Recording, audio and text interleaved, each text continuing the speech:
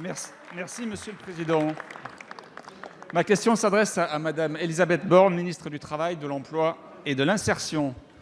Madame la ministre, vous avez annoncé mercredi dernier la prise en charge par l'État de 10 jours de congés payés pour les entreprises les plus lourdement impactées par la crise sanitaire.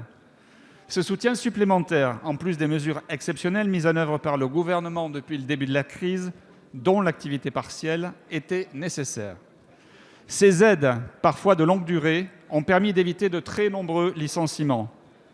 Mais ce dispositif d'activité partielle a aussi généré ces derniers mois une dette sociale importante.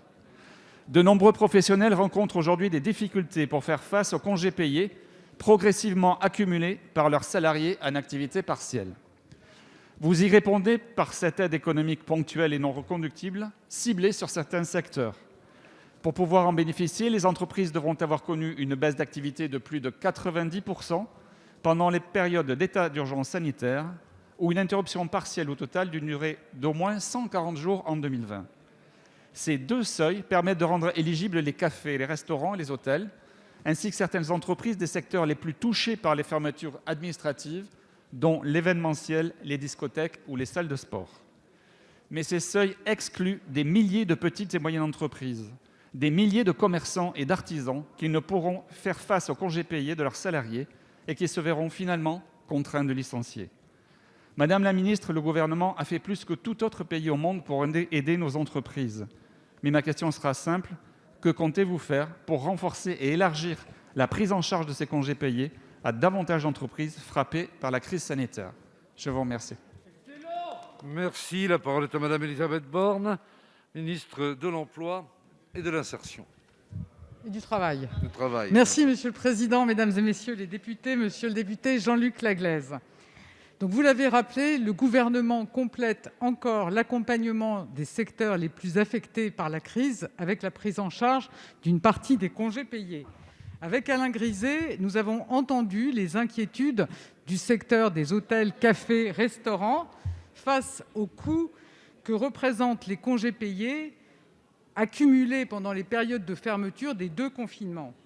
Alors, je voudrais rappeler que l'acquisition de congés payés liés à l'activité partielle n'est pas une décision du Gouvernement. Elle résulte d'un accord entre les partenaires sociaux qui date de 2012.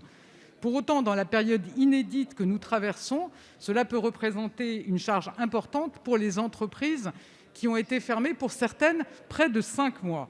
C'est pourquoi le Gouvernement a décidé de prendre en charge de façon exceptionnelle 10 jours de congés payés à prendre entre le 1er et le 20 janvier pour les entreprises qui sont particulièrement affectées par la crise. Donc c'est, comme vous l'avez dit, des entreprises qui ont été amenées à fermer plus de 140 jours cette année ou qui ont perdu plus de 90% de leur chiffre d'affaires.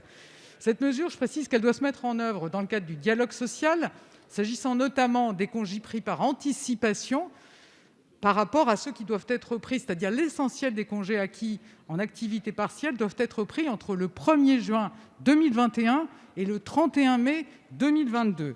Elle va répondre notamment aux difficultés des cafés et des restaurants, mais aussi des hôtels qui n'ont pas été fermés administrativement, mais dont certains ont dû fermer faute de clients.